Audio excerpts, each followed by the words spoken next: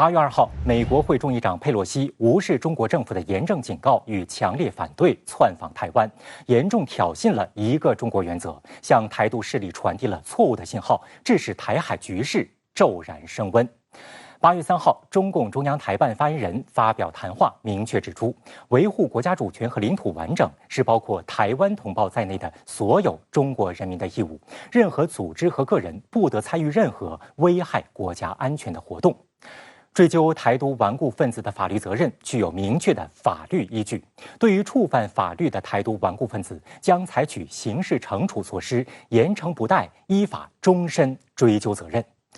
中共中央台办的话音刚落，浙江省温州市国安警察立即行动，将1990年出生的台独分子杨志渊实施刑事拘传审查。大陆首次公开惩治台独分子，追究刑责动用了哪些法律武器？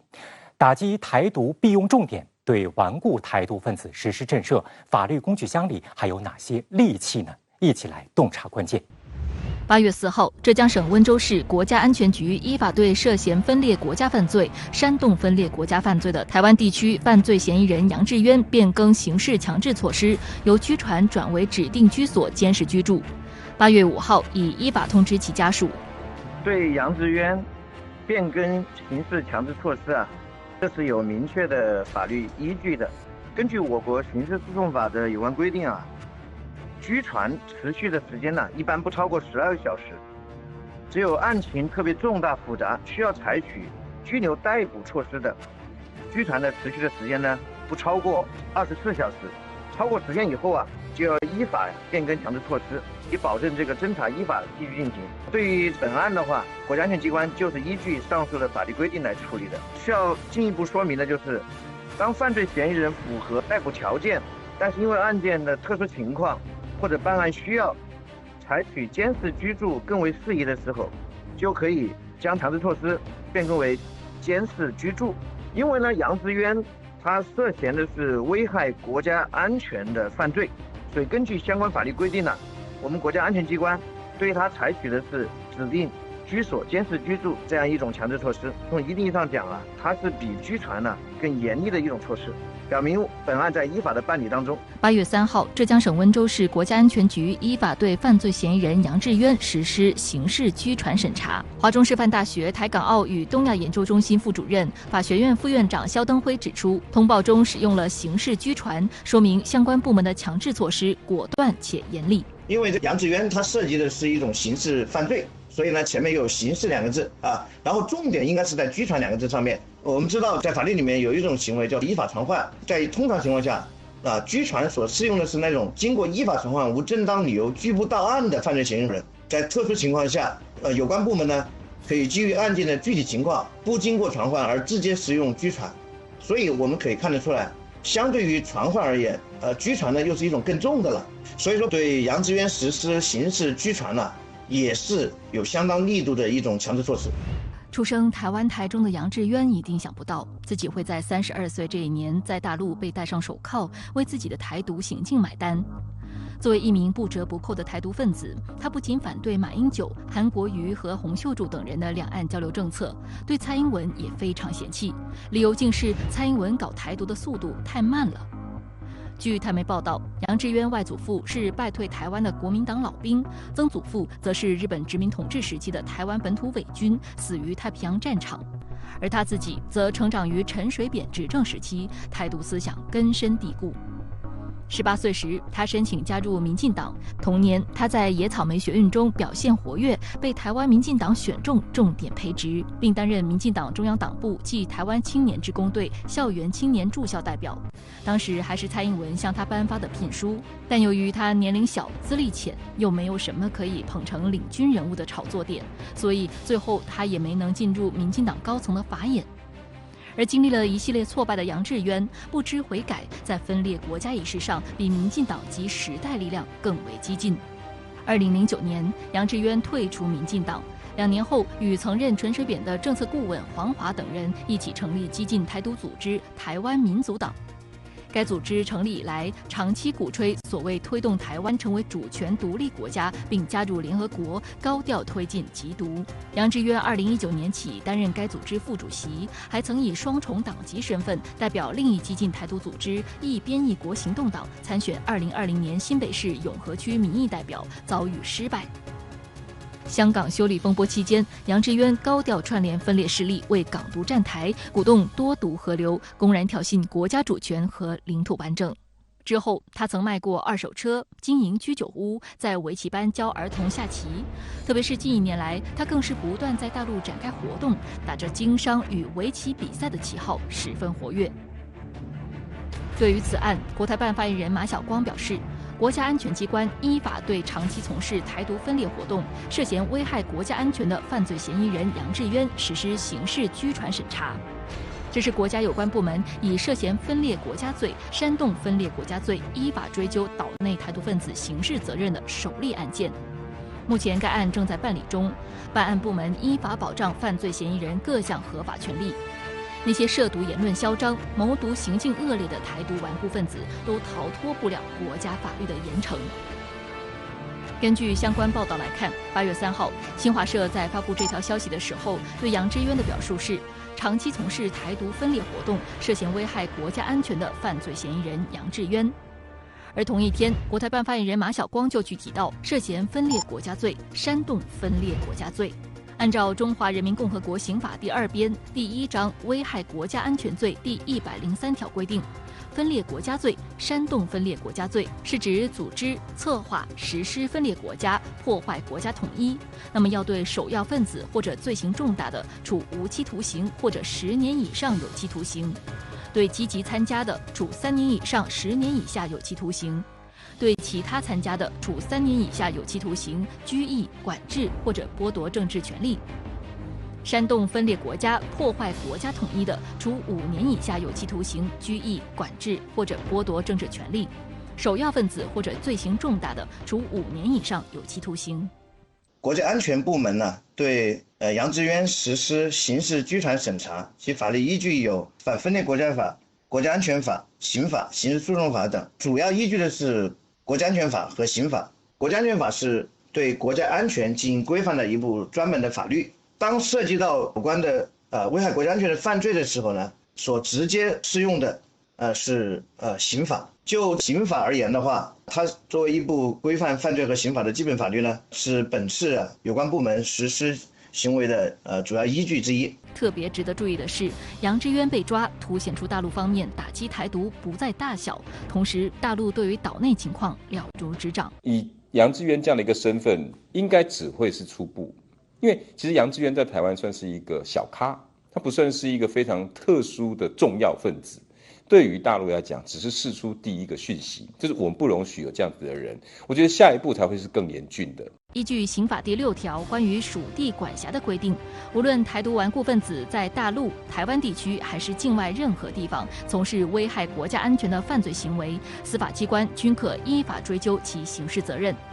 对在逃境外符合法定条件的，可以缺席审判，且不受刑法追诉时效的限制。一旦启动刑事司法程序，台独顽固分子将遭到终身刑事追责，即使逃到天涯海角，都无法逃脱国家法律的制裁。台湾是中华人民共和国不可分割的一部分，所以不管是他在台湾地区实施了危害国家安全的行为，还是在大陆地区实施危害国家安全的行为，国家有关部门都有权依法采取相关措施。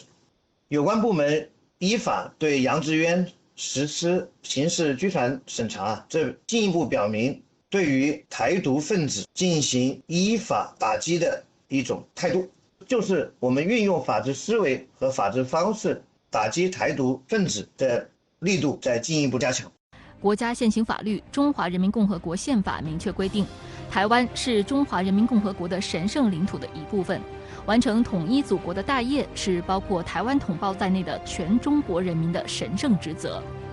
反分裂国家法强调，世界上只有一个中国，大陆和台湾同属一个中国，中国的主权和领土完整不容分割。维护国家主权和领土完整是包括台湾同胞在内的全中国人民的共同义务。国家绝不允许台独分裂势力以任何名义、任何方式把台湾从中国分裂出去。中华人民共和国国家安全法指出，中国的主权和领土完整不容侵犯和分割。维护国家主权、统一和领土完整是包括港澳同胞和台湾同胞在内的全中国人民的共同义务。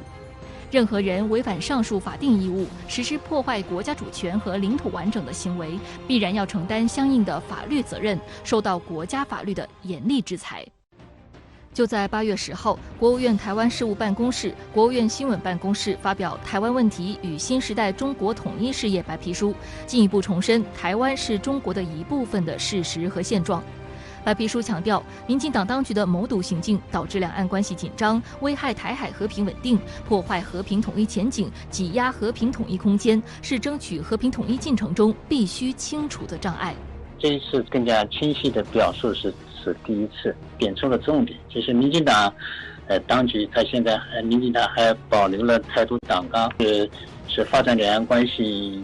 推动国家统一进程的最严重的障碍。这个是有利于两岸人民，特别是台湾同胞这个认清台独势力的危害，也是这个白皮书中间应该说有非常强的现实意义。8月3号，国家安全机关依法对长期从事台独分裂活动、涉嫌危害国家安全的犯罪嫌疑人杨志渊实施刑事拘传审查。这也是国家有关部门以涉嫌分裂国家罪、煽动分裂国家罪依法追究岛内台独分子刑事责任的首例案件。那这个案件能够对台独分子起到怎样的震慑作用？在台湾，像他这样的人，恐怕呢不是少数。有的人不仅呢在台湾岛内鼓吹分裂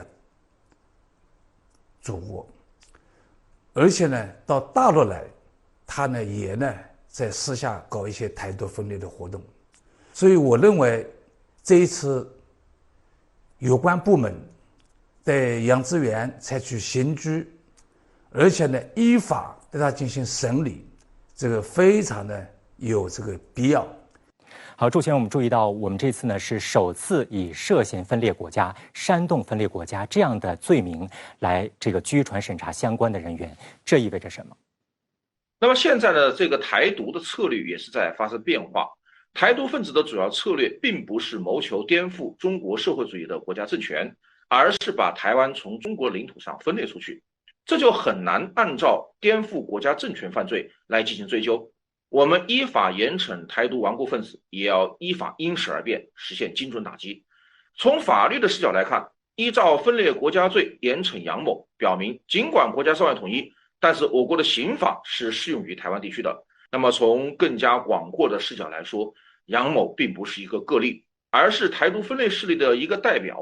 目前台独分裂势力可以说是挟洋自重，已经十分的猖獗。用分裂国家罪来审查杨某，将对其他台独分裂分子形成示范效应和强大的震慑。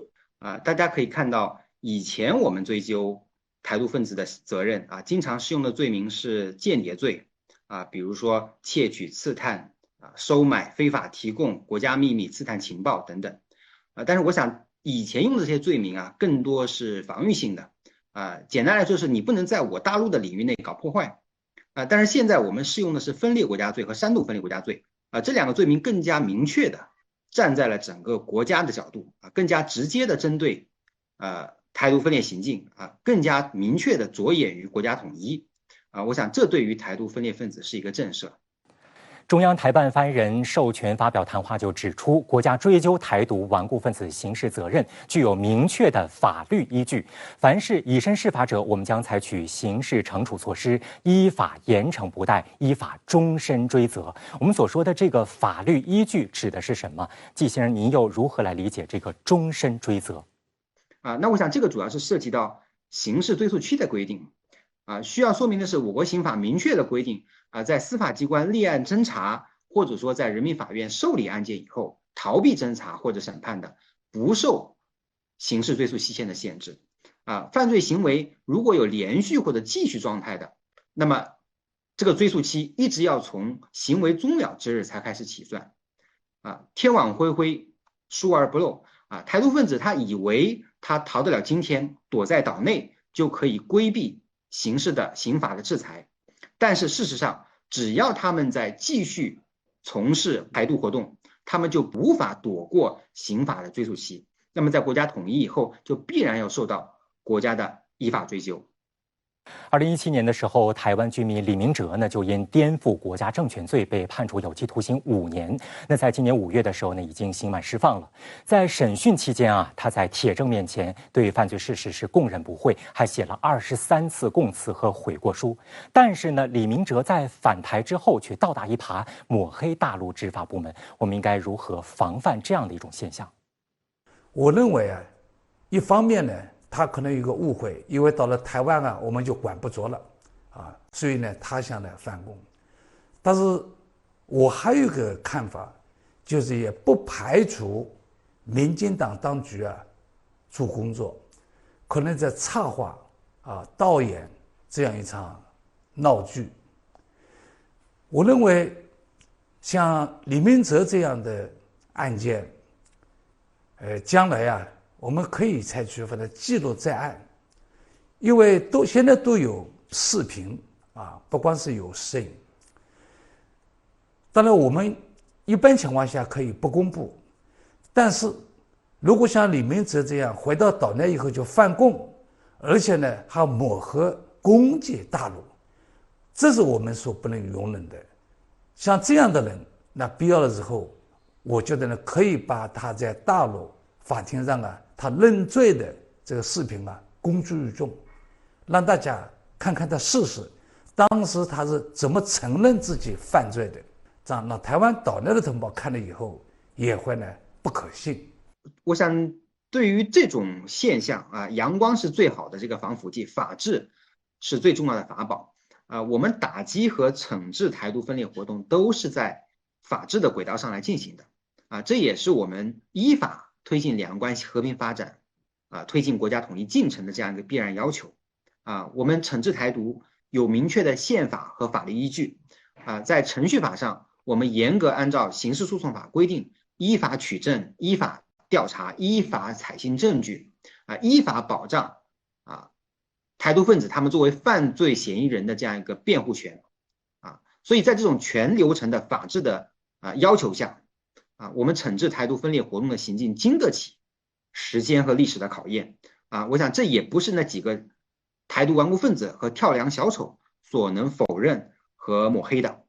8月3号，国台办发言人马晓光表示，台独顽固分子关联机构台湾民主基金会、国际合作发展基金会，打着民主和合作发展的幌子，在国际上大肆从事台独分裂活动。大陆方面决定对上述基金会采取惩戒措施，禁止其与大陆组织、企业、个人合作，依法惩治为上述基金会提供资助或者服务的组织、企业、个人，以及采取其他必要措施。这两个基金会成立时日已久，在煽动分裂势力、搅动两岸关系方面做了不少恶。在他们的背后都有着怎样的黑金政治在暗中支持？此次大陆重拳出击打击台独组织，又将起到怎样的示范效应呢？台湾民主基金会是台外事部门主管的公社财团法人。2003年6月，陈水扁执政时期正式成立，其目的是与西方势力结盟与建立关系，拓展所谓国际空间。该基金会是按照美国国家民主基金会的模式建立，得到了美方许多支持。美国国家民主基金会在国际上恶名远扬，自成立以来以干涉别国内政、颠覆别国合法政权作为主要目的。国际合作发展基金会专门从事拉拢所谓友邦的金援业务。由于台湾当局在很多海外场合不能够以正式身份参与，国际合作发展基金会就成为了民进党和许多友邦之间的资金白手套。所谓台湾民主基金会跟这些的机构他们一般来讲都会在国外去做一些大内宣回流的事情，比如说他可能利用侨界的钱跟外面买广告，然后用这样子的广告拿回来回击大陆。比如说像最近台湾流传的几则新闻，台湾年轻人上战场，这些基金会包括台湾民主基金会就是利用这些钱汇到国外去，然后可能给 BBC， 可能给 CNN， 可能给国外的媒体，然后去跟他做一个大外宣，然后转大内宣的一个行为。这些钱总要有流向嘛，你不可能直接从台湾的钱蔡英文的口袋里面掏出来，所以这些所谓的基金会啦，这些单位都是靠外面资助的金钱，然后用国外的媒体看起来好像回来帮台湾发声，但其实根本就是一系列的操作。此次国台办宣布对台湾民主基金会以及国际合作发展基金会采取惩戒措施，只是大陆打击台独组织的一个开端。台湾独派势力以基金会为幌子搞台独小动作由来已久。自民进党上台后，这些组织活动更加频密，甚至一些高校智库也出现了替台独背书的风气。未来中央极有可能将对这些机构出手。值得注意的是，台湾民主基金会与国际合作发展基金会还有一个共同点，就是这两个基金会与民进党当局，尤其是外事部门都有着密切的关系。台湾民主基金会的董事长由台湾立法部门负责人兼任，副董事长由台外事部门负责人兼任。现任董事长是游锡堃，副董事长是吴钊燮。国际合作发展基金会的董事长也是吴钊燮。2021年5月12号，吴钊燮已被大陆列入台独顽固分子清单。2021年11月5号，国台办发言人再次表示，将对清单在列者实施惩戒，并点名吴钊燮、苏贞昌、游锡堃。国台办发言人朱凤莲表示，可以明确的是，台独顽固分子清单上绝不止这3人。在国台办公告中，大陆方面将依法对台独顽固分子追究刑事责任，终身有效。依法、刑事责任、终身有效这3个关键词极具威慑力。依法说明大陆有现成的法律工具可供援引，而不是空口无凭。刑事责任意味着最大量刑的封顶完全可以是死刑。终身有效意味着无论这些台独分子将来身处何方，我们都会动用国家机器与相关工具追究到底。除此之外，国台办还宣布禁止大陆组织、企业、个人与为这2个基金会捐款的宣德能源、凌网科技、天亮医疗、天眼卫星科技等企业进行任何交易合作，禁止有关企业负责人入境。这个消息一出，上述公司的股价迅速暴跌。这些企业的姐妹企业也纷纷站出来与其撇清关系。8月3号当晚，宣德科技通过重大讯息公告，已经完成对宣德能源17%的股权处理，对宣德能源已不再持有任何股份。宣德科技强调，与宣德能源租赁关系于2020年6月终止，而宣德能源的反应则值得玩味。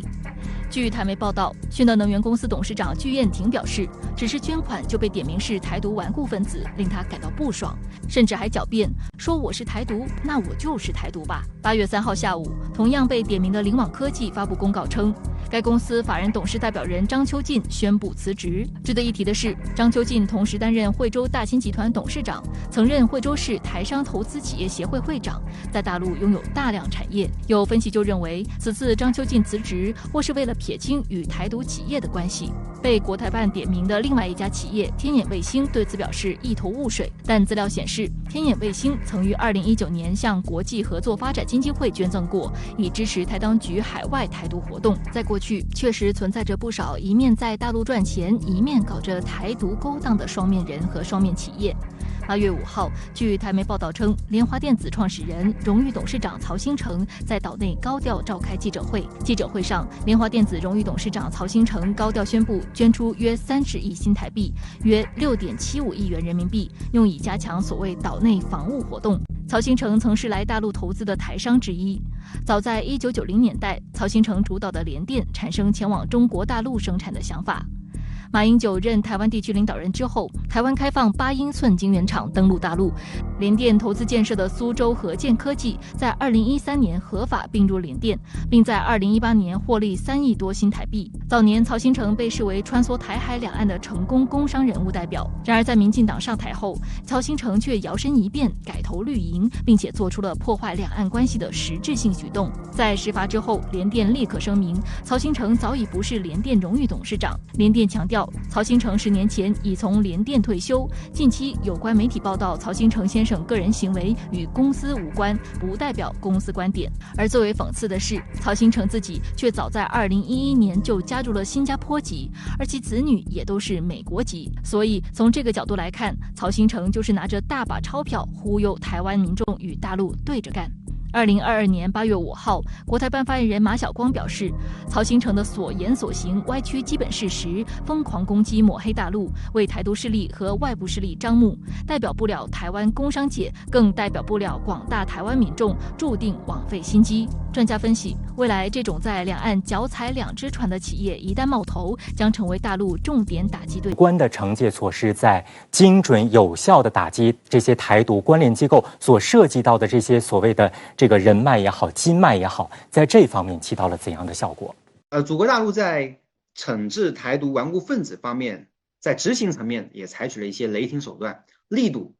前所未有。那么成效呢，我想也是有目共睹的。我们举个例子可以看到，一些企业在受到惩处之后，他没有到处去伸张喊冤这说明对于他们所从事的台独分裂行径，大陆方面是证据确凿的他们自己也是心知肚明的不但如此，他们还在岛内的主要媒体上公开发文明确表态支持九二共识，呼吁民进党当局承认九二共识他们希望民进党当局不要在分裂的道路上越走越远，不要让广大台商和台湾民众成为民进党搞台独分裂活动的牺牲品我想这些表态既是他们悔过自新求谅解的表现也是他们在岛内努力发出的推进两岸关系融合发展和国家统一的正义之声。去年底，大陆方面公布了首批台独顽固分子清单，也对远东集团等相关台企进行了惩处。那王先生，根据您的观察，这项惩戒措施对于打击台独、震慑台独起到了怎样的效果？台独分裂势力现在在台湾因为已经成气候了，所以在顽固的台独分裂分子将来分批的点名，跟那个19年解放战争公布那个国民党的当时战犯一样，我觉得这是一种比较好的办法将来台湾问题总有一天要解决，所以呢我们现在先记录在案，将来要算账的。好，祝先生，我们依法打击台独势力，为什么说出台这个台独顽固分子清单特别的重要呢？可以说这个清单就是明确的指向了具体的个人和具体的机构在这个里面呢，就是为我们去依法严惩这些台独顽固分子提供了充分的事实依据。用这样一种行政手段制定和公布台独顽固分子的清单，对于目前反分裂国家法的有效补充，明确对台独顽固分子追究刑事责任，也有助于实现反分裂国家法、刑法以及国家安全法的相关规定与这些法律法规进行有效的衔接，将惩戒台独行为落到实处。所以可以说，台独顽固分子清单能够起到相应的指示作用。相关的企业和民众若想继续与中国大陆开展各种各样的关系，包括交易、合作和经济往来，就必须和这些台独顽固分子做出切割。从去年底公布首批台独顽固分子清单，到今年惩戒台独顽固分子关联机构，可以说国家对台独的惩戒对象和范围是越来越广了，而且呢，对这个涉独台企的惩戒措施也更加的严厉。这能够打到他们的这个痛处吗？我们现在呢，要把台独分裂势力幕后的金主，就是相关联的组织、企业、个人，我们呢都要采取惩戒措施，这样子才能够釜底抽薪。因为搞台独、搞分裂它还是要经费，它还是要花钱它还是需要资助。所以台独分子固然很可恶，但是幕后支持台独分子的这些相关的这些组织和企业更加可恶。那么在当前的惩戒力度之下，大陆方面对于台独顽固分子的惩戒就不再限于过去的经济领域而是如果说台独势力继续挑衅，大陆方面可以启动包括像刑事司法程序，依照刑法、刑事诉讼法追究清单在列的台独顽固分子的刑事责任，而且呢，这个追责是终身追责的，终身有效的。惩戒台独顽固分子关联机构以及对于涉毒的台企的相关的惩戒，可以说也是有助于进一步限缩台独势力的活动空间。台湾地区它的政治现金制度是台湾政党和相关的政治人物参与选举的重要基石。如果企业机构与台独顽固分子做出的切割，那么对于台独势力谋求政治地位，可以说是一个非常精准和有力。近日，岛内媒体披露，民进党当局近年找公关公司游说佩洛西16次之多，共花费了9400万新台币，才促成了佩洛西赴台窜访。这一相关报道让民进党当局外事部门气得直跳脚，威胁要找刑事部门侦办曝光者。但是台媒注意到，他们并未否认游说的次数和费用，而运作这一切的正是台当局驻美代表处代表萧美琴。根据美媒的报道，萧美琴多次邀请佩洛西，最终实现了这次行程。如今，佩洛西及其家人已经遭到中方制裁，而萧美琴也被国台办点名批评，台美勾连终将付出代价。台美勾连操弄台独还有哪些手段？大陆又将如何有效的惩治呢？一起来洞察关键。国台办发言人马晓光在8月4号应询时表示，我们对台独顽固分子和外部干涉势力的惩戒是任何一个主权国家依据国际法和国际关系基本准则维护主权、安全、发展利益采取的措施，合情、合法、合理。第二天，8月5号，中国外交部发言人便宣布，中方决定根据《中华人民共和国有关法律》，对美国国会众议长佩洛西及其直系亲属采取制裁措施。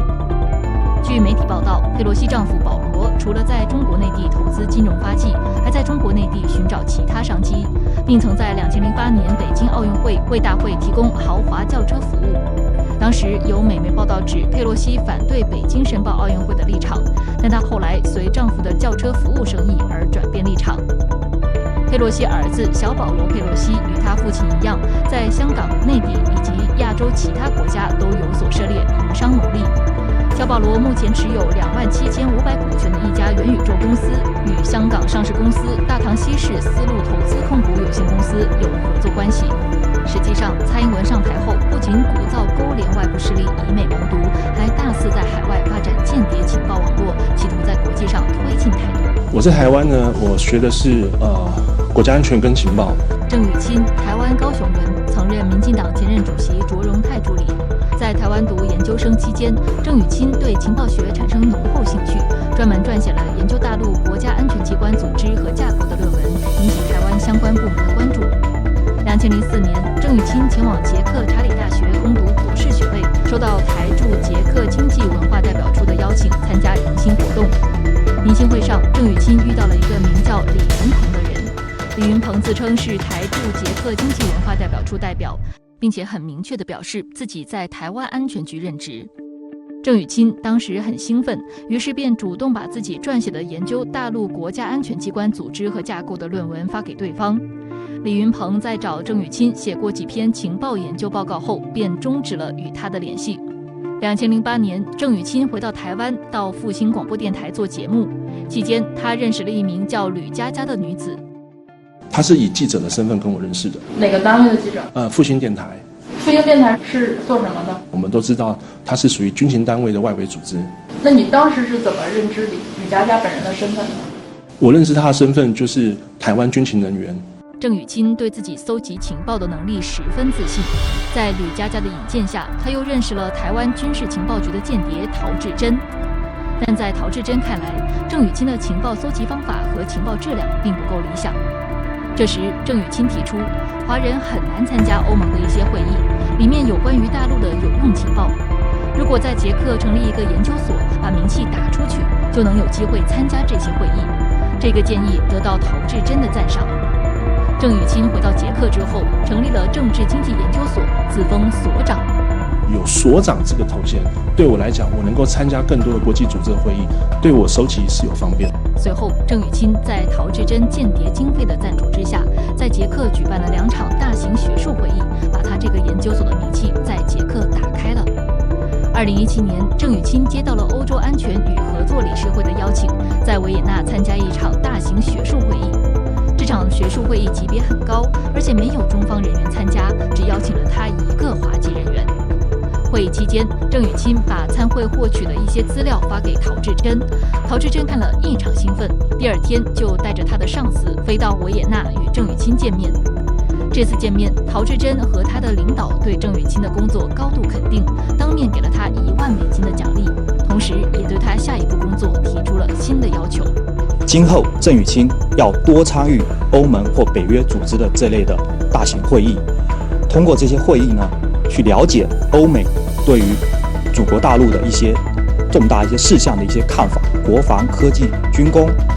政治领域的一些重大事项的一些看法。同时呢，要求郑宇钦在参会过程中要多建立自己的人脉关系，与一些与会的一些学者建立联系，从中去套取涉及祖国大陆的情报。从2005年到2019年，郑宇钦共收取了270万元新台币的间谍经费。有了钱的支撑，他的手段也越来越有恃无恐。2019年1月，郑宇钦收到了3篇美国一反华基金会的研究员撰写的炒作中国威胁论的文章链接。郑宇钦看到后如获至宝，认为这是一个很好的抹黑丑化中国在捷克外交政策的机会。他随即把这3条消息在多个华人群里进行转发，谎称文章是他从捷克政府单位内部获取的，同时还添油加醋杜撰了很多虚构的事情。2019年4月，他在进入大陆的时候被国家安全机关以涉嫌间谍罪逮捕。郑宇钦背后的台湾安全局、军情局等情治系统一直都在刺探祖国大陆的情报，给两岸和平统一进程制造杂音。值得注意的是，台湾安全局实际为台军控制，预算也由防务部门参谋本部编列，其编制仅1000余人，但工作人员级别都比较高，主要以军人为主，也有一些警官调任。局长由台湾地区领导人直接任命。台湾安全局下有7个处，分别负责海外情报、大陆情报、岛内安全情报、战略情报、科技情报与电讯安全、密码的管理研究以及网络安全情报研究搜集。而台当局另一大情报机关便是军情局，在岛内被称为特工的摇篮。据外媒报道，多年来台湾军情局制定了所谓的6大计划，代号分别为夏阳、黎明、先机、晨曦、春风和富华，主要目的就是秘密搜集大陆相关情报。比如黎明计划，主要是针对在两岸发生冲突时，如何为台军特种部队发动反制攻击提供目标情报服务。该计划选择了大陆东南沿海，包括舟山、汕头、厦门等9处地点作为台特种突击的主要目标，集中搜集这些地区的陆地和水文资料，以备台军登陆作战之需。美国会众议院议长佩洛西窜台，那台当局驻美代表处代表萧美琴是其中策动他窜台的重要一员。对此国台办也正告，任何出卖民族利益、搞台独分裂的人，绝没有好下场，必将遭到历史清算。王先生，我们应该怎么来理解必遭历史清算？台湾问题终于解决的一天，解决了台湾问题以后，即使你从台湾逃到海外，逃到天涯海角，我想将来我们总是会有办法跟你皆大归安。所以从这个意义上讲，历史清算就是呢跟你说明白了，你要不改邪归正，你要继续坚持台独立场，坚持搞台独分裂的活动，那么将来祖国统一的那一天，通通要进行清算，这个就是历史性的。王先生，其实大陆方面多次的这个正告台当局、蔡英文当局不要以美谋独，但是呢，蔡英文依然是屡教不改、屡犯不改，他到底是有着怎样的一种侥幸心理呢？什么心态呢？我说了白一点，是一种汉奸的心态。有奶便是娘，没有奶就换娘。他们以为现在美国好像比中国大陆要强大，以为是抱了美国的大腿，我们就无可奈何了。这样一种心态，将来他们会自食其果，把自己的安全建立在依靠美国人的保护这样一个前提之下，我敢肯定他们最后是要落空的。凡是以美谋独，依靠美国保护来从事分裂祖国行为的这些组织、团体和个人，将来都不会有好下场。在佩洛西窜访台湾之后呢，大陆方面对佩洛西及其亲属也进行了制裁。这一惩戒措施对别有用心的外部势力起到怎样的一种震慑作用？是否能够遏制美国与台当局之间的勾连？通过这样一个制裁，我们发出了一个清晰的信号，那就是美台的所谓的任何官方互动都是红线啊！美方这一次是故意挑衅，它明显越线了。正因为如此，我们才进行正当防卫。那么同时呢，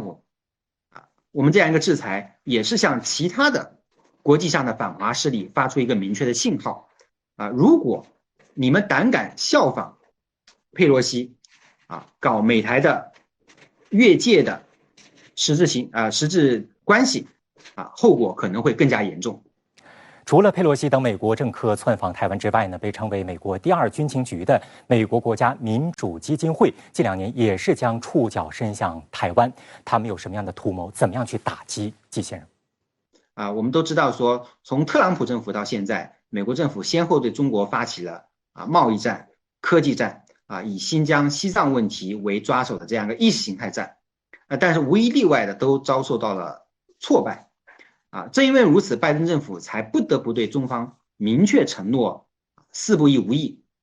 比如说不寻求改变中国体制，不寻求强化同盟关系反对中国不支持台独这个无意同中国发生对抗但是呢，我想美国的国家民主基金会这个所谓的非政府组织在台湾问题上的言行，恰恰的暴露了拜登政府所谓4不1无益，他这个承诺是不是可靠不得不让我们发出这样的一个疑问。那同时呢这个我想美国无论是美国政府还是他所谓的这样基金会，他所谓以台制华的这样一个企图注定也是要失败。在佩洛西窜访台湾之后呢，我们看到解放军东部战区持续的在为台海周边海空域进行实战化的军事演训。那大陆方面呢，也接连对台发起了惩戒措施，震动了岛内。大陆这一系列的措施能否给台独套上缰绳？如何来预判未来的台海局势呢？这样一些措施可以说是多方位打击了美台的勾结行为，目前来看是非常有效的。对此呢，蔡英文当局也开始要求所谓的开放对话。那么从台湾方面的反应来看，中国大陆方面多层次的有力反制措施能够对台独势力起到打击作用。对于美台互动的问题，此前美国还企图通过台湾政策法加强与我国台湾地区在军事等方面的勾连。那么当前情势下，台湾政策法也因为某种原因，这个提案呢是被延迟审议了。所以呢，可以说我们的相关的措施对美国的某些政客也形成了初步的这样一个打击效果。但是呢，美台之间依然有相互勾连的这么一个动向。在未来的台海局势，我不是非常乐观，因为美国它不会改变一台制华这样一种战略。从民进党当局来讲，他是不见棺材不落泪的，他不会轻易改变一马目睹这样的步伐。那台湾问题涉及到中国的核心利益，我们在台湾问题上也没有退路，捍卫国家主权领土完整，这是我们坚定不移的立场。所以在这样的情况之下，如果互不退让，那么台湾海峡这个局势会越来越趋向紧张。所以对这一点，我们要有必要的思想准备，而且也要做好各种的必要的应对措施。